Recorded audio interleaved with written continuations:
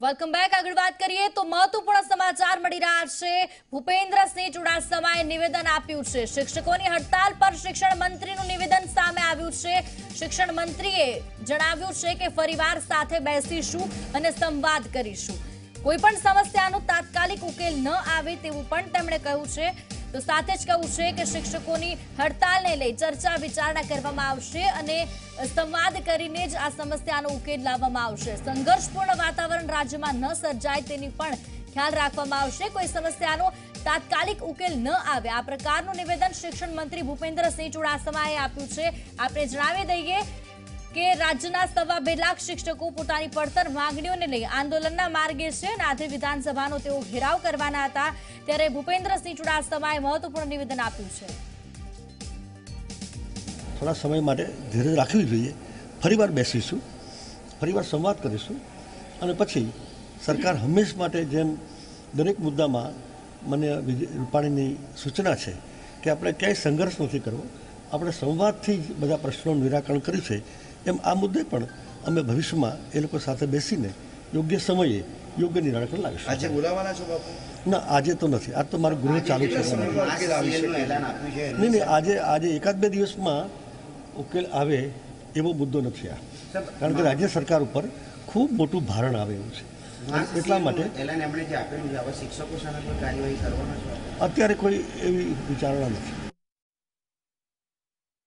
ભૂપેન્દ્રસિંહ ચુડાસમાએ કહ્યું છે કે રાજ્ય સરકારે સંઘર્ષ નથી કરવો પરંતુ સંવાદથી પ્રશ્નો ઉકેલવા છે અને રાજ્ય સરકાર પર ભારણ હોવાની વાત પણ કહી છે। શિક્ષકોની માંગનો મુદ્દો 1-2 દિવસમાં ઉકેલાય તેવો નથી, રાજ્ય સરકાર પર ખૂબ મોટું ભારણ આવે તેવો આ મુદ્દો છે।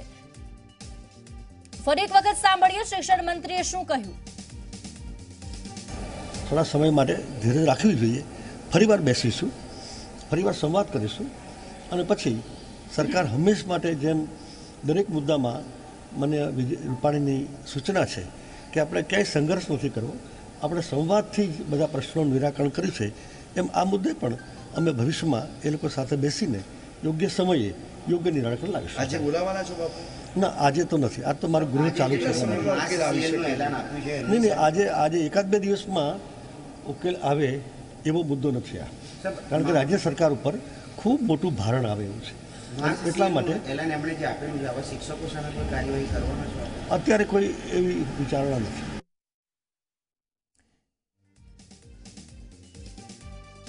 સંવાદદાતા હિતલ પારેખ ફોન લાઈન પર। હિતલ, શિક્ષકો જ્યારે હડતાલ પર છે, 2.25 લાખ શિક્ષકો ગુજરાતમાં હડતાલ પર છે, ભૂપેન્દ્રસિંહે નિવેદન આપ્યું છે, શું કહ્યું તેમને નિવેદનમાં? તેમને સ્પષ્ટ રીતે કીધું છે કે સરકાર એમના પ્રશ્ન માટે હકારાત્મક છે, પણ એ ઈચ્છે, શિક્ષકો ઈચ્છે ત્યારે એનો નિવેડો આવી જાય એવું ક્યારેય ન બની શકે એવું સ્પષ્ટ રીતે એમને કીધું છે। સીએસ અને નાણાં વિભાગ સાથે બેઠકોનો દોર કરીને એમના પ્રશ્નોનું નિરાકરણ આવશે। શિક્ષકોને ધીરજ રાખવા માટેની વાત રાજ્યના શિક્ષણ પ્રધાન ભૂપેન્દ્રસિંહ ચુડાસમાએ કરી છે। સાથે સાથે બીજું મહત્વની વાત એમના નિવેદનમાં એ પણ એમને સ્પષ્ટ કર્યું છે કે આ દિશામાં ક્યાંય પણ કોઈ જગ્યાએ આજે જે પ્રકારે રાજ્યભરમાંથી શિક્ષકો ગાંધીનગર આવી રહ્યા છે અને કોઈ પણ પોલીસ સાથે કે કોઈની સાથે સંઘર્ષ ન થાય તેવી પણ ક્યાંક ને ક્યાંક અપીલ કરી છે।